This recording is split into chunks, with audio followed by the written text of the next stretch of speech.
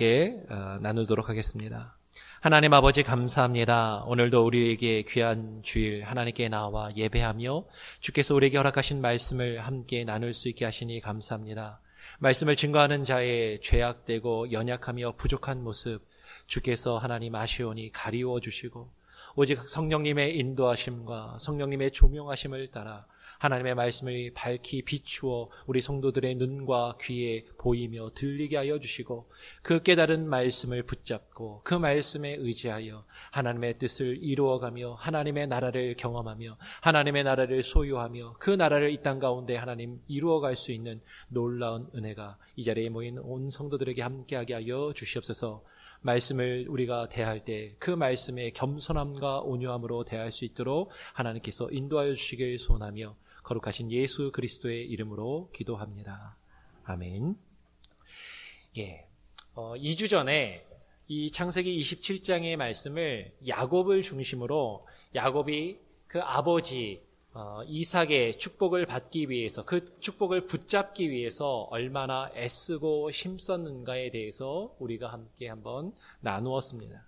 그때 말씀을 드렸던 것처럼 야곱의 그 행동을 우리가 윤리적인 우리의 기준이나 도덕적인 잣대로 평가했을 때 사실 옳다라고 결코 말할 수 없고 사실 이해하기 힘든 행동이었어요.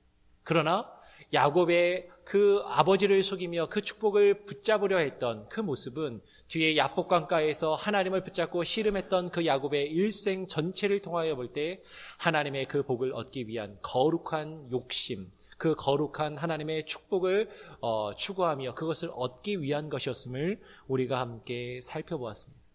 그런데 이 야곱이요, 아버지 이삭을 속이고 형 에서의 축복을 가로챈 것이 그냥 야곱 혼자의 생각이나 그 뜻으로 이루어진 것이 아니라 오늘 27장의 말씀을 잘 보니까 그 어머니 리브가의 역할이 컸다라는 것을 우리가 발견하게 됩니다. 그래서 오늘은 야곱보다도 야곱이 아니라 그 야곱이 아버지의 축복을 받도록 만든 그 어머니 리브가의 역할과 그 리브가가 왜 그러한 일을 하였는가 우리가 같이 한번 고민해보고 한번 성경을 통해서 묵상해보는 그런 시간을 갖기로 원합니다. 이삭이 에서에게 지금 자신을 위해서 자신이 이제 곧 죽을 날이 다가온 것을 깨닫고 큰아들 에서에게 말합니다. 나를 위해서 밖에 나가서 사냥을 하다가 그 사냥한 짐승으로 맛있는 내가 즐기는 별미를 만들어서 나에게 가져와라. 그러면 내가 그것을 마음껏 먹고 내가 힘껏 먹고 너를 힘껏 마음껏 축복하리라 라고 그 큰아들 에서에게 이야기를 합니다. 근데 이삭이 그 큰아들 에서에게 이렇게 말할 때에 그것을 누가 들었냐면 그 어머니 리브가가 그 아내였던 리브가가 듣고 이제 야곱에게 명하여서 에서 대신 축복을 받도록 하고 있는 내용이 오늘 창세기 27장에 기록되어 있어요. 이제 에서가 아버지의 그 말을 듣고 아버지를 위해서 사냥하려고 밖으로 나갔습니다. 그런데 그 사이에 이제 리브가가 그 말을 듣고 야곱에게 자신의 명대로 행하라고 이제 야곱에게 지시를 하는 거죠. 근데 오늘 우리가 읽었던 5절과 6절의 말씀을 보니까 재밌는 표현이 하나 있습니다. 5절 말씀에 뭐라고 이야기하냐면 이삭은 그의 아들 에서에게 말하고 5절에 이삭은 그의 아들 에서에게 말하고요. 6절에 보니까 리브가는 그의 아들 야곱에게 말합니다. 그러면 에서는 이삭의 아들이고 야곱은 리브가의 아들인가? 서로 그 아들이 다 다른 것인가? 근데 우리가 이미 살펴본 것처럼 에서와 야곱은 뭐예요? 쌍둥이에요. 한 아버지, 한 어머니 밑에서 쌍둥이로 어머니 뱃속에 같이 있다가 함께 태어났습니다. 둘 다 이삭과 리브가의 아들들인 것이죠. 그러면 이것은요, 지금 무엇을 이야기하냐면 아버지 이삭은 에서를 더 많이 사랑했고요.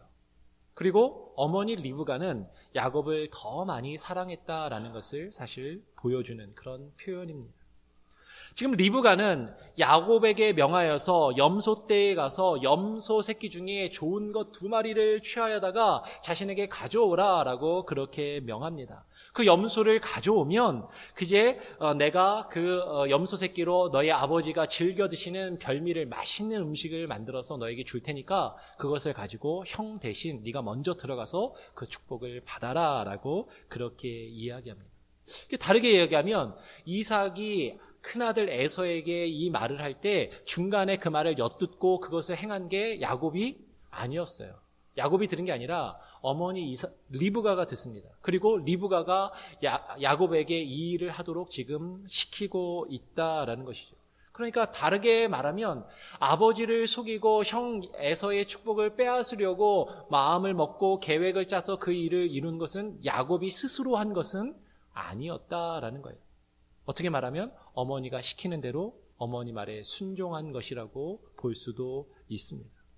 즉 리브가는요, 자기가 사랑한 그 둘째 아들 야곱이 자신의 남편인 그 아버지 이삭에게서 그 축복을 받도록 지금 간절히 원하고 그 일을 행하고 있다라는 것이죠. 이런 어머니 리브가의 말을 들은 야곱은요, 사실 처음에 어땠어요? 그 아버지 이삭을 속인다는 것이 참 두렵고 그리고 마음에 편치가 않았던 것을 보게 됩니다. 그 뒤에 보니까 야곱이 그 어머니 리브가에게 이렇게 말해요. 아버지를 속여서 복은 고사하고 아버지로부터 저주를 받을까 걱정이 됩니다 라고 그렇게 이야기합니다. 그러면서 이제 어머니에게 이야기하는 거죠. 지금 아버지가 나이가 많아서 지금 눈이 어두워져가지고 잘 보시지는 못하지만 그래도 귀로 들으실 수가 있고, 그리고 이제 형은 털이 많은 사람이고 나는 매끈매끈한 사람이라 아버지께 음식을 갖다 드리면 또 나를 위해서 축복해 주면서 이렇게 내 몸을 더듬더듬 만지시면 털이 없는 것을 보고 내가 형 에서가 아니라는 것을 아실 텐데 어떻게 그 일을 하겠습니까? 라고 이제 이야기합니다. 도대체 에서가 털이 얼마나 많았을까? 여러분, 털 많은 사람 본 적 있으세요? 정말 털 많은 사람? 네, 저도 이제 털 많은 사람을 봤는데, 이스라엘에 제가 갔을 때, 테라비브가 이제 지중해 바닷가 해수욕장이잖아요. 이제 테라비브에서 해수욕을 하는데, 유대인일 거 아니에요. 유대인들이 이렇게 해수욕을 하는데, 다 그런 건 아니고, 그 중에 한 사람이, 저는 원숭이가 있는 줄 알았어요. 털이 엄청나게 많아갖고, 있죠. 예전에 미국 드라마 중에 어떤 드라마가 있었냐면, 바야바라는 드라마 아세요? 캘리포니아랑 북미 쪽에 큰발 거인, 그 신화를 모티브로 해서 찍은 드라마 있잖아요. 그 바야바가 와서 걸어 다니는 줄 알았어요. 정말 털이 얼마나 많은지 얼굴부터 그냥 온몸이 털이더라고요. 그러니까 털이 많은 사람이 그렇게 많아요. 그러니까 나중에 어머니, 리브가가 야곱한테 형으로 에서로 변장을 시키잖아요. 어떻게 변장을 시켜요? 염소를 잡았는데 그 염소 가죽으로 이렇게 매끈매끈한 데를 다 묶어서, 아니 털이 얼마나 많으면 염소 가죽으로 그거를 묶을까? 근데 털이 정말 그 정도로 많더라고요. 근데 지금 야곱이 그게 두려운 거예요. 아버지가 나를 만졌을 때 내가 형 에서가 아니라는 걸 알 텐데, 아니 축복은 고사하고 내가 저주를 받으면 어떡합니까 어머니? 이렇게 어머니한테 이야기를 합니다. 그랬더니 어머니 리브가가 야곱에게 뭐라고 얘기해요? 내 아들아, 너의 저주는 내게로 돌리리니 내 말만 따르고 가서 가져와라 라고 얘기해요. 너의 저주는 내게로 돌릴 것이니까 너는 아무 염려 말고 내 말만 따르라 라고 지금 이야기합니다. 아버지에게 들켜서 저주를 받을까 봐 걱정하고 염려하는 그 야곱에게 너의 저주는 내가 받을 테니까 걱정하지 말고 내가 시키는 대로만 해 라고 지금 이야기하는 것이죠. 야곱은 아버지 이삭을 속이는 것이 마음에 걸렸어요. 그리고 그것이 두려웠습니다. 그런데 지금 어머니 리브가는 이 일을 매우 적극적으로 아들에게 시키고 있다라는 것이에요. 그냥 아들에게 염소만 가져와서 네가 들어가라 라고 얘기하는 게 아니라 염소를 가져와. 그러면 요리를 누가 할 테니까? 내가. 어머니 리브가가 직접 요리를 할 테니까 가져와라. 이제 야곱이 어머니의 말을 듣고 염소 새끼들을 가져옵니다. 그리고 맛있는 음식을 리브가가 직접 그 남편이 좋아하는 요리를, 아내가 얼마나 잘 알겠어요. 아버지 그 남편의 입맛대로 가장 남편이 좋아하는 맛으로 맛있게 별미를 만듭니다. 그리고 자기가 가지고 있었던 그 큰 아들 에서의 옷 중에 가장 좋은 옷을 또 취하여서 야곱에게 입혀요. 그리고 야곱이 불안해하니까 염소를 잡은 그 염소의 가죽으로 또 야곱을 에서처럼 변장을 시켜서 그 아버지에게 이제 보내게 되는 것입니다. 이런 일들을 지금 리브가가 행했어요. 그런데 그 결과는 어때요? 그 결과는 우리가 잘 아는 것처럼 야곱이 염려했던 것처럼 아버지 이삭에게 들켰습니다. 그리고 에서가 이 일을 나중에 알았어요. 그리고 에서가 엄청나게 화가 났습니다. 그래서 오늘 41절의 말씀에 보니까 제가 읽진 않았지만 창세기 27장 41절에 보니까 이삭이 야곱에게 축복한 것 때문에 에서가 야곱을 미워해서 죽이려 한다라고 이야기합니다. 41절에 이렇게 이야기해요. 그의 아버지가 야곱에게 축복한 그 축복으로 말미암아 아버지가 야곱에게 축복한 그 축복으로 말미암아 에서가 야곱을 미워하여 죽이려고 합니다. 그러면 이삭이 야곱에게 축복한 그 축복으로 말미암아 그 축복한 그 축복 때문에 형이 야곱을 미워하고 심지어 죽이려고 드는 거예요. 그러면 이게 축복이에요?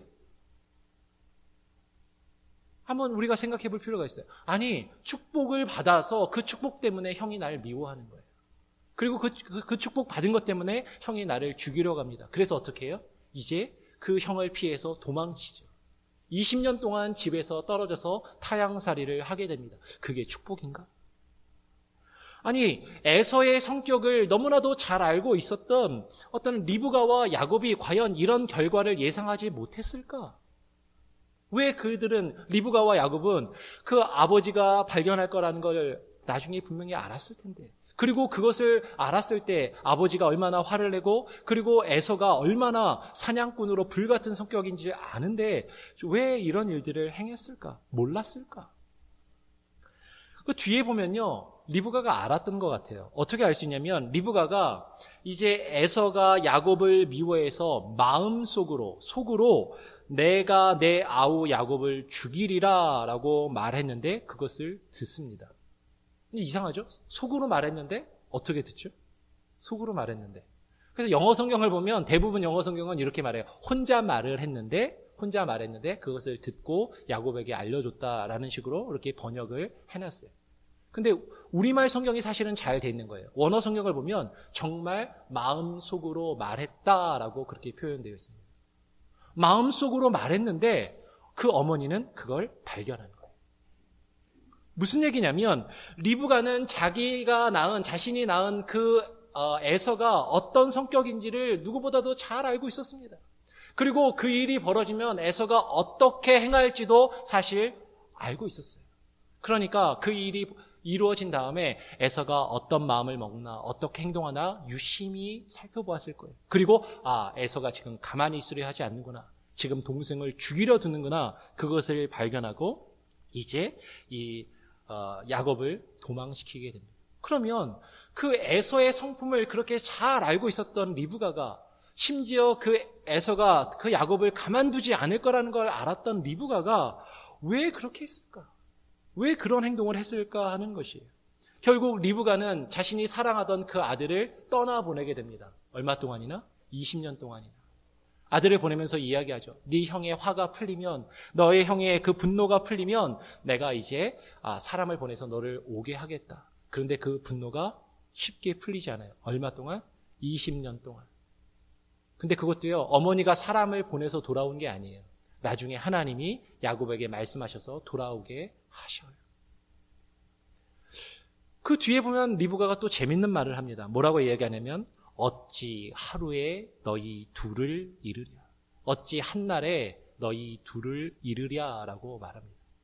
이 말은 어떻게 보면 리브가가 지금 자기가 한 행동에 대해서 지금 후회하고 있구나 이렇게 생각할지도 몰라요. 그런데 지금 이 말을 다시 뒤집어서 보면요, 리브가는 내가 지금 야곱에게 에서 대신 축복을 받게 하면 내 큰아들 에서를 잃을 수도 있다라는 각오를 하고 사실 이 일을 벌였다라는 것이죠. 에서는 내가 잃었다.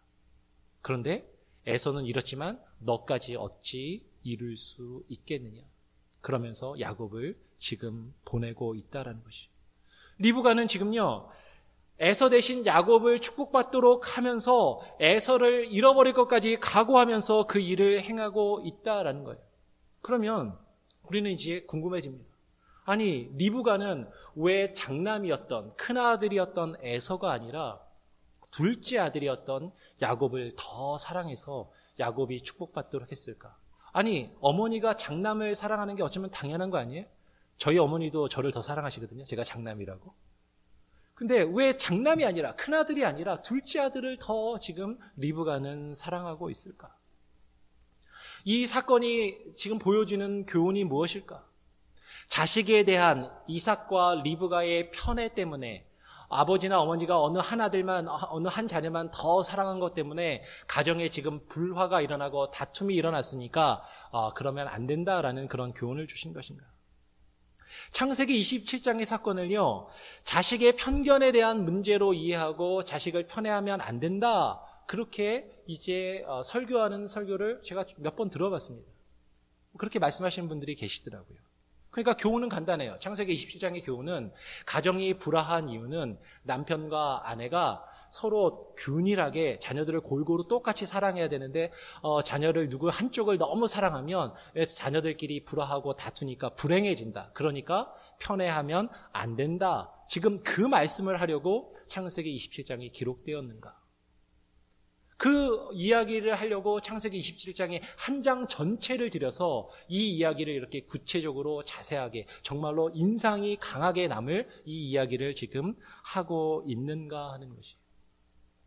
창세기 27장이 지금 우리에게 말씀하고자 하는 더 중요한 영적인, 신앙적인, 신학적인 의미가 있다라는 것을 우리는 한번 고민해 볼 필요가 있다라는 것이죠.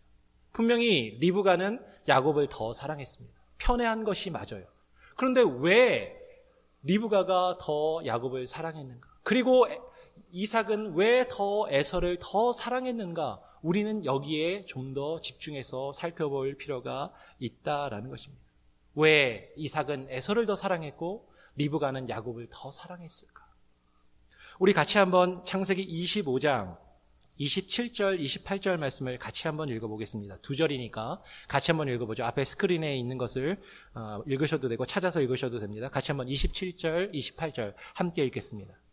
그 아들들이 장성함에 에서는 익숙한 사냥꾼인 고로 들 사람이 되고 야곱은 종용한 사람인 고로 장막에 거하니 이삭은 에서의 사냥한 고기를 좋아하므로 그를 사랑하고 리브가는 야곱을 사랑하였더라. 오늘 28절은 분명하게 이야기합니다. 이삭이 에서를 사랑한 이유가 있어요. 왜 그래요? 이삭은 에서가 사냥한 고기를 좋아하므로, 에서가 가져다 주는 그 고기가 좋음으로 그를 사랑하였다라고 그 이유를 분명하게 말합니다. 그런데 리브가는 야곱을 사랑하였더라라고 이야기하면서 리브가가 왜 야곱을 사랑했는지는 구체적으로 이야기하고 있지 않은 것처럼 보여요. 그렇죠? 근데 그것을 우리가 한 가지 힌트를 발견할 수 있습니다. 바로 앞에 27절에 에서는 사냥꾼이 되었고, 사냥에 익숙한 사냥꾼이 되었고, 그래서 들 사람이 되었고, 아주 와일드한 터프남이 되었고, 야곱은 어떤 사람이 되었다고요? 종용한, 우리 새 개역 개정은 조용한 사람인 거로 장막에 거하니라고 번역했습니다. 그러면 리브가는 성격이 걸걸한 사람은 싫어하고 조용하고 얌전한 그 집안에서 어머님 말 잘 듣고 도와주는 그런 야곱을 좋아했나 보다. 이렇게 이해할 수도 할지도 모르겠어요. 그런데 여기서 야곱은 종용한, 새 개역개정은 조용한이라고 번역한 이 단어가 히브리어로 탐이라는 단어였습니다. 탐. 근데 이 탐이라는 단어가요, 우리가 앞에서 창세기를 쭉 살펴보면서 나왔던 이미 우리가 생각해 보았던 단어예요. 어떤 단어냐면 노아가 당세에 완전한 자였더라 라고 할 때, 그 완전하다라고 할 때 똑같은 단어가 탐임이라는 단어가 쓰였습니다. 그리고 창세기 17장 1절에서 이제 하나님이 아브라함에게 너는 내 앞에서, 하나님 앞에서 완전하라라고 이야기할 때 그 완전하다라는 그 단어도 이 탐임이라는 단어를 쓰고 있어요. 그러면서 그때 말씀을 드렸습니다. 노아가 당시에 완전하다, 하나님이 아브라함에게 완전한 자가 되라라는 이 말이 어떤 실수도 하지 않고 어떤 잘못도 하지 않고 어떤 흠도 없는 그냥 완벽한 인간이 되라, 어떤 완벽한 인간이다, 그런 뜻이 아니다라고 말씀을 드렸어요. 그것은 하나님과 동행하며 하나님의 뜻을 발견하고 하나님의 뜻을 이루어가는 모습이라고 말씀을 드렸습니다. 이 탐이라는 단어가 원래 가지고 있는 뜻이 뭐냐면요, 기본적으로 어떤 요구가 주어졌을 때, 어떤 것이 나에게 주어졌을 때 그것을 이루는 것, 그것을 완성하는 것, 온전히 그것을 이루는 것이라는 그런 의미를 가지고 있어요. 거기서 완전하다, 흠이 없다라는 그런 뜻을 이제 파생하게 됩니다. 그러니까 지금 무슨 얘기냐면요, 이삭은요, 에서를 좋아했어. 왜 좋아해요? 에서가 가져다 주는 고기가 좋은 거예요. 에서가 사냥해다 주는 그 고기의 맛이 좋은 거예요. 자신의 육신을 즐겁게 해주는 그 아들이 좋은 거예요. 그런데 그런 즐거움으로 리브가는 야곱을 좋아한 게 아니라는 거죠. 야곱이 하나님의 뜻을 발견하고 하나님의 뜻을 이루어가고 그것을 이루어가는데 집중하는 그 야곱의 모습. 야곱이 장막에 거하면서 뭐 했을까? 어머니 도와서 설거지만 열심히 했을까? 아니, 하나님의 말씀을 묵상하며 하나님의 뜻을 발견해가는 성품이었을 수 있다라는 것을 우리가 한번 유추해 볼 수 있다라는 것이에요. 그런데 성경에서 우리는 좀 더 구체적인 내용을 발견하게 됩니다. 리브가가 장남이었던 에서를 좋아하지 않고 에서보다 야곱을 더 사랑한 이유를 성경은 조금 더 구체적으로 우리에게 말합니다. 창세기 27장이 시작하기 바로 앞에 26장 맨 끝부분에 보면 26장 34절로 35절에 에서가요, 이방 여인인 헷 사람들을, 헷 여인을 아내로 맞아들이는 그 장면이 기록되어 있습니다. 제가 한번 읽어보죠. 창세기 26장 34절 35절에 에서가 40세에 헷 족속 부에리의 딸 유딧과 헷 족속 엘론의 딸 바스맛을 아내로 취하였더니 그들이 이삭과 리브가의 마음에 어떻게 되었더라? 근심이 되었더라. 에서가요, 지금 하나님을 알지 못하는, 하나님을 믿지 않는 이방의 여인들과 결혼하는 거예요. 한 명도 아니라 2명이나 아내로 취하였는데 그 여인들 때문에 이삭과 리브가의 마음이 근심이 되었다라고 지금 이야기합니다. 근데 이 내용이요, 창세기 27장이 시작하기 바로 앞에 이렇게 기록하고요, 한 번만 얘기하는 게 아니라 27장이 끝나면서 27장 맨 마지막에도 똑같은 내용이 다시 한 번 나옵니다. 27장 46절에 리브가가 이삭에게 이르되 내가 헷 사람의 딸들을 인하여 나의 생명을 싫어하거늘, 여기서 생명이라고 번역됐는데 새 개역개정은 내 삶이 싫어졌거늘, 사는 게 싫어졌다라는 거예요. 사는 게 싫어졌거늘 야곱이 만일 이 땅의 딸들, 곧 그들과 같은 헷 사람의 딸들 중에서 아내를 취하면 나의 생명이, 나의 삶이 무슨 재미가 있으리까라고 지금 리브가가 이야기합니다. 지금 리브가는요, 이삭에게 지금 이야기합니다. 에서가 이방의 여인, 헷 사람들을, 헷 여인을 아내로 취하였는데 이게 너무 싫은 거예요. 이게 마음에 들지 않는 거예요. 그리고 그것 때문에 살기 싫을 정도로 괴로운, 그 괴로움을 리브가가 겪고 있다라고 이야기합니다. 지금 창세기 27장을 가운데 두고요, 창세기 27장이 시작하는 바로 앞에, 그리고 창세기 27장이 끝날 때, 사실 히브리어로 성경을 쓸 때는 요새 우리가 읽는 것처럼 장절 구분이 없었거든요. 그러니까 사실은 여기까지는 26장, 여기까지는 27장, 사실 그게 없어요. 근데 27장의 이 이야기 가운데 그 앞과 뒤에 동일한 내용이 기록되어 있습니다. 전에 한번 말씀드린 적이 있죠. 성경이 상당히 문학적으로 기록되어 있는데 그 문학적으로 앞과 뒤에 똑같은 내용이나 똑같은 유사한 어떤 내용을 반복해서 기록함으로써 인클루지오라는 걸 이루는 거예요. 수미, 앞과 뒤에 상관법, 수미 상관법으로 앞과 뒤에 같은 내용을 반복하여서 이 이야기가 무엇을 다루고 있는지, 무엇이 핵심인지를 보여준다라는 거죠. 다시 이야기하면 창세기 27장에 지금 이 사건이요, 에서가 이방의 여인들과 결혼한 것과 무관하지 않다라는 거예요. 에서가 이방인의 여인들과 결혼한 그 사건과 관련되어서 사실 이 일이 이루어지고 있음을 지금 이야기하는 것입니다.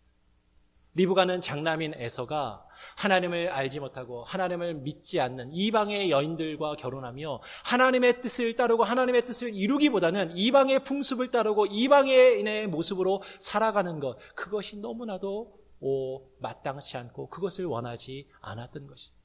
근데 야곱은 하나님의 뜻을 구하는 아들이었던 것입니다. 한 가지 더 우리가 발견할 수 있는 게 있습니다. 리브가는요, 하나님께서 야곱과 에서에게 대하여 하신 말씀을 기억하며 마음에 두고 있었던 것입니다. 우리가 지난번에도 살펴보았지만 이삭이 임신하였을 때 쌍둥이를 에서와 야곱을 그 태중에 넣고 있을 때 둘이 그 안에서 싸우니까 너무 근심이 돼서 하나님께 나아가서 기도합니다. 그리고 하나님께서 기도했을 때 리브가에게 응답해 주세요. 본인이 원했던 어떻게 해야 됩니까? 하는데 어떻게가 아니라 하나님의 뜻을 알려주셨어요. 그 말씀이 뭐예요? 창세기 25장 23절에 보니까 여호와께서 그에게 이르시되 두 국민이 너의 태중에 있구나. 두 민족이 너의 복중에서부터 나누이리라. 이 족속이 저 족속보다 강하겠고 큰 자는 어린 자를 섬기리라 하셨더라. 큰 자는 어린 자를 섬기리라 하셨더라. 리브가는 지금 자신이 임신하였을 때 하나님께 하나님 어떻게 하면 좋습니까? 이 아들들이 서로 싸우는데 어떻게 하면 좋습니까? 하나님께 그렇게 기도했을 때 하나님이 주신 그 말씀을, 응답받은 그 말씀을 기억하며 간직하고 있는 거예요. 큰 자는 어린 자를 섬기리라 하신 그 말씀을 기억한 것입니다. 하나님께서 리브가에게 이 말씀을 하셨다라는 것을요, 사도 바울이 로마서에서 다시 한번 강조해서 이야기합니다. 사도 바울이 로마서에서. 우리 한번 로마서 9장 11절로 13절을 같이 한번 읽어볼까요? 로마서 9장 11절 13절. 제가 11절 읽으면 12절 13절을 같이 한번 읽어보겠습니다. 그 자식들이 아직 나지도 아니하고 무슨 선이나 악을 행하지 아니한 때에 택하심을 따라 되는 하나님의 뜻이 행위로 말미암지 않고 오직 부르시는 이에게로 말미암아 서게 하려 하사. 12절. 큰 자가 어린 자를 섬기리라 하셨나니 기록된 바 내가 야곱은 사랑하고 에서는 미워하였다 하심과 같으니라. 지금 사도 바울이 이야기합니다. 하나님의 택하심을 따라 하나님의 뜻대로 하나님께서 큰 자가 어린 자를 섬기리라 리브가에게 말씀하셨다라는 것을 지금 사도 바울이 강조하고 있어요. 리브가는 이 말씀을 받았습니다. 그리고 이 말씀을 기억해요. 그리고 이 말씀을 간직합니다. 하나님의 말씀을 받은 리브가는요, 그 말씀과 하나님의 뜻이 정말 그것을 기억하고 간직하면서 그 뜻이 이루어지기를 간절히 바라고 있다라는 것입니다.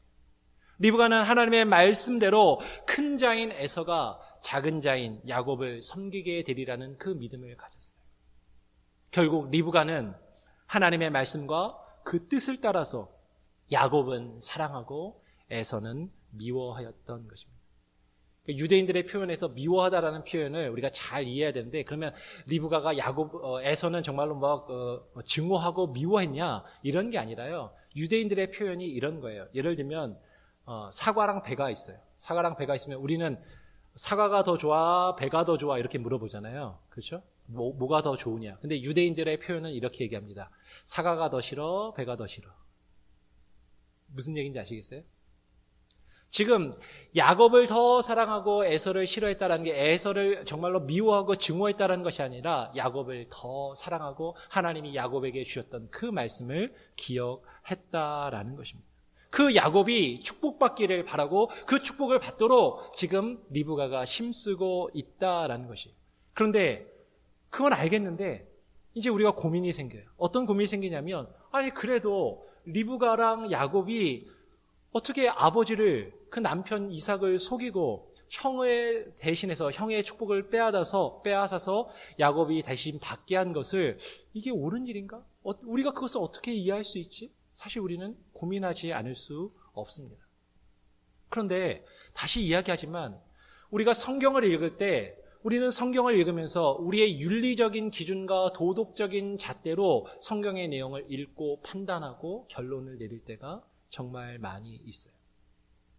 창세기 27장을 읽으면서 가장 불편한 것 중에 하나가 그거죠.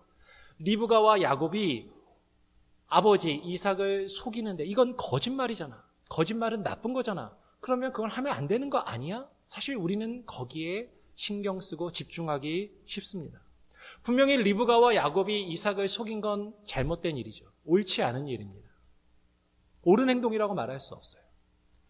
그런데 지금 성경이 강조하고 지금 이 이야기가 창세기 27장의 이 스토리가 이 이야기가 강조하고 있는 핵심이 무엇인가? 그 핵심은요, 지금 리브가와 야곱은요, 에서하고는 다르게 에서는 자신의 장자의 명분과 하나님께 아버지로부터 받을 하나님의 축복을 가볍게 여기고 업신여겼지만 리브가와 야곱은 그것이 얼마나 소중하고 가치 있고 얼마나 값진 것인지를 알았다라는 거예요. 그리고 그것을 얻기 위해서 정말로 애쓰고 수고하는 모습이 있었다라는 것입니다. 또 하나 우리를 불편하게 하는 것이 있죠. 리브가와 야곱의 행동으로 말미암아 결과가 뭐냐? 가족이 깨졌잖아. 가족이 서로 자식들끼리 다투고 불화하게 됐잖아. 그럼 이건 좋은 일이 아닌데 그게 뭐 어떻게 받아들이라는 것인가? 이삭이 아까 우리가 읽었던 41절의 말씀에서 이삭이 야곱에게 축복한 그 축복으로 말미암아 이삭이 야곱에게 축복한 그 축복으로 말미암아 에서가 야곱을 미워하게 되고 심지어 죽이려까지 드는 이것이 과연 좋은 결과인가? 이것을 어떻게 우리가 이해하고 받아들일 수 있겠는가 하는 것이. 다시 이야기하자면 이 일로 야곱은 사랑하는 어머니와 집을 떠나 20년간 타향에서 객지 생활을 하면서 힘들게 지나다가 돌아와야만 했다라는 것입니다. 아니 그러면 리브가와 야곱은 이와 같은 일을 다 예상을 했던 것 같은데 그런 일이 불보듯 뻔한데 왜 그와 같은 일을 행했겠는가 하는 것이에요. 다시 이야기하지만 에서는 자신의 장자의 명분과 아버지를 통해서 받는 그 하나님의 축복을 업신여기고 가볍게 여겼지만 리브가와 야곱은 그 축복이 얼마나 소중하고 얼마나 가치 있고 중요한지를 알았다라는 것이에요. 그리고 리브가는 하나님이 자신에게 주셨던 그 약속의 말씀을 간직하며 그 약속의 말씀을 기억하고 그 약속의 말씀을 붙잡고 그 말씀을 이루기를 간절히 원하고 있었다라는 것이죠. 리브가와 야곱이 지금 아버지 이삭을 통해서 받기 원했던 그 축복, 하나님의 축복은요, 단순히 아버지의 유산을, 아버지의 재산을 좀 더 많이 물려받기 위한 것이 아니었어요. 실제로 이삭은요, 야곱은 이삭에게서 유산을 거의 못 물려받습니다. 왜? 집에서 도망쳐서 지냈거든요. 아버지의 재산을 물려받은 것이 아니라 아버지에게 미움을 받고 집을 떠나야만 했어요. 그러면 그들이 받기 원했던 것은 무엇인가? 아버지의 유산이 아니라 하나님의 나라를 유업으로 얻기를 원했다라는 것을 우리는 창세기 전체의 이야기에서 우리가 앞으로 계속 살펴보겠지만 발견하게 됩니다.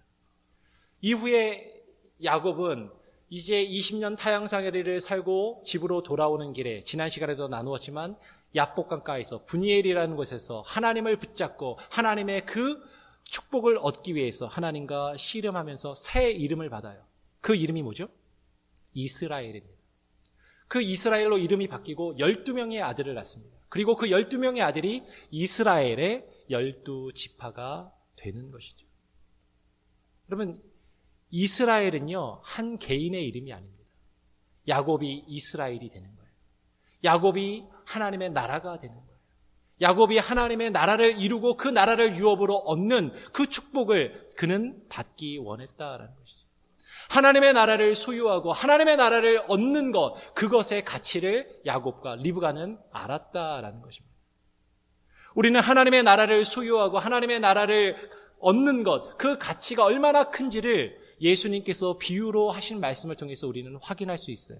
예수님께서 마태복음 13장 44절로 46절에 이런 비유를 하십니다. 한번 제가 읽어보겠습니다. 마태복음 13장 44절로 46절에 천국은 마치 밭에 감추인 보화와 같으니 사람이 이를 발견한 후 숨겨두고 기뻐하여 돌아가서 자기의 소유를 다 팔아 그 밭을 샀느니라. 또 천국은 마치 좋은 진주를 구하는 장사와 같으니 극히 값진 진주 하나를 만남에 가서 자기의 소유를 다 팔아 그 진주를 샀느니라 라고 말씀합니다. 예수님이 말씀하세요. 천국은 마치 어떤 사람이 남의 밭에 감추인 보화를 발견한 거예요. 그리고 그것을 기뻐하고서 그 보화를 어떻게 해요? 감춰둡니다. 그리고 자신의 재산을 다 팔아서 그 밭을 사요. 왜? 그 밭에 있는 보화를 자기 것으로 얻기 위해서. 근데 만약에 우리가 이 비유를요, 우리가 가지고 있는 윤리적인 기준으로, 도덕적인 잣대로 이 비유를 만약에 읽게 되면 우리는 이렇게 읽어야 돼요. 아니, 남의 밭에서 감추인 보화를 발견했어? 그럼 어떻게 해야 돼요? 그 주인한테 가서 알려주고 그 주인한테 그걸 돌려줘야죠. 왜? 내 것이 아니니까. 그렇잖아요. 이 비유를 우리가 윤리적으로 도덕적으로 만약에 이해하려고 한다면 이거는 말이 안 되는 거예요. 그런데 지금 이 비유의 핵심은 무엇이냐면 천국은 정말로 내가 그 값진 무엇인가를 발견했을 때 내가 가지고 있는 모든 것을 다 팔아서 내가 가지고 있는 모든 것을 다 포기하고 그것과 바꾸어도 아깝지 않은 너무나도 귀하고 소중한 가치가 있다라는 것이에요. 그것을 우리는 그 뒤에 이루어지는 또 다른 비유에서 발견하게 됩니다. 뭐예요? 천국은 마치 좋은 진주를 구하는 장사의 비유와 같다라는 거죠. 천국을 소유하는 그 가치가 얼마나 크고 분명하게 드러난다라는 것입니다.